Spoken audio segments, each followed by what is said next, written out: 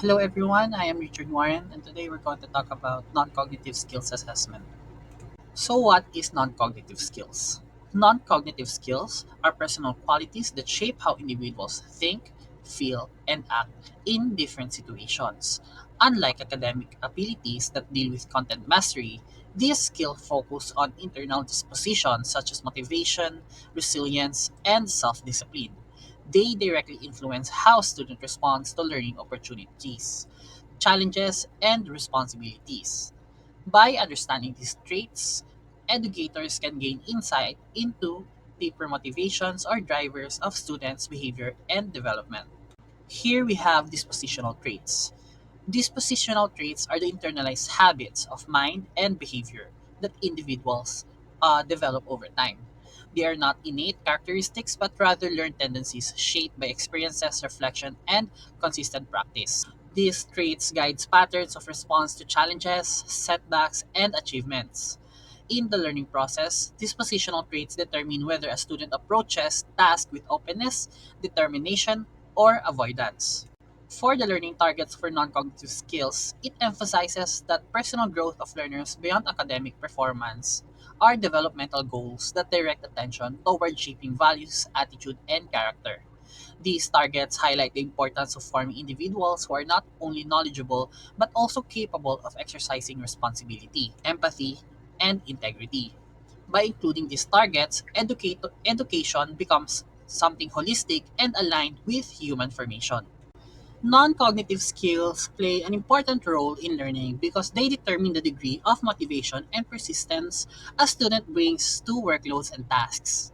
Learners with well-developed dispositions are able to sustain effort, manage tasks, setbacks, and remain focused on their goals. These skills are something essential in developing engagement and ensuring that academic abilities are applied effectively. The value of non cognitive skills goes beyond just the classroom setting. They shape how individuals interact with others, manage responsibilities, and contribute to the society. These positions, such as responsibility, respect, and perseverance, enable individuals to act with maturity and integrity in personal, social, and professional contexts. Measuring and strengthening these skills ensure that education prepares learners not only for academic success, but for life itself. Defining clear targets for non cognitive dispositions is important because they give direction to personal growth. These targets provide a framework for educators to intentionally develop traits that contribute to character formation. They also balance the academic focus of education by ensuring that values and attitudes are given equal importance.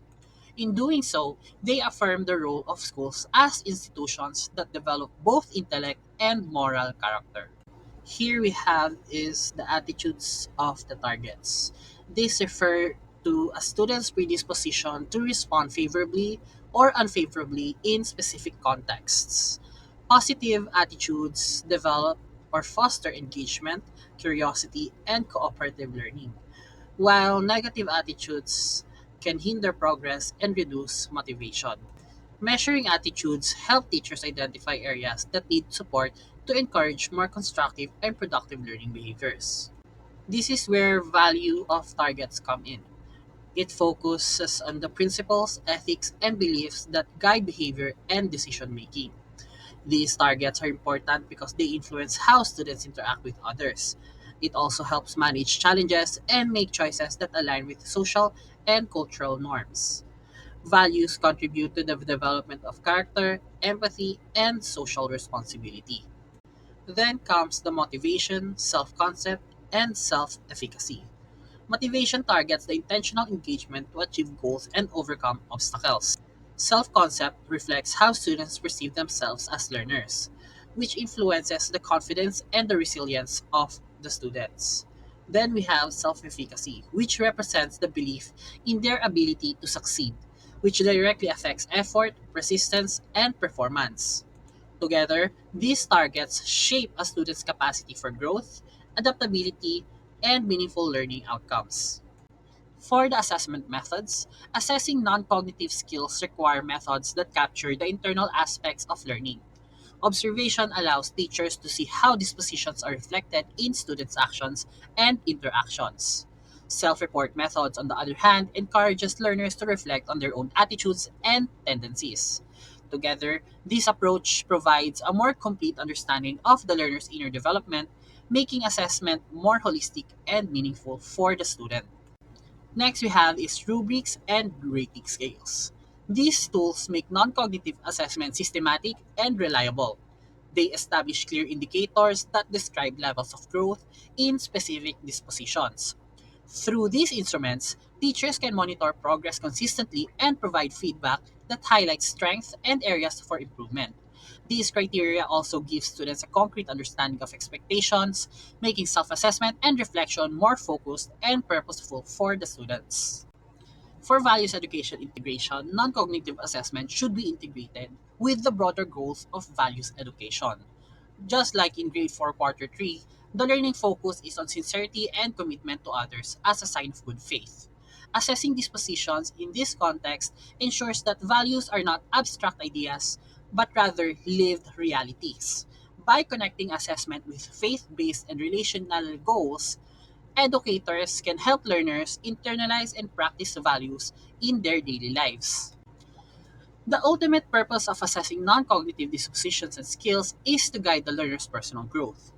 Through consistent monitoring, student becomes more aware of their own development and are able to take ownership. At the same time, the process reinforces the values that education seeks to instill to students. In this way, assessment does not simply measure outcomes but becomes a formative process that strengthens both character and learning in the students. That is it for today, and thank you for listening.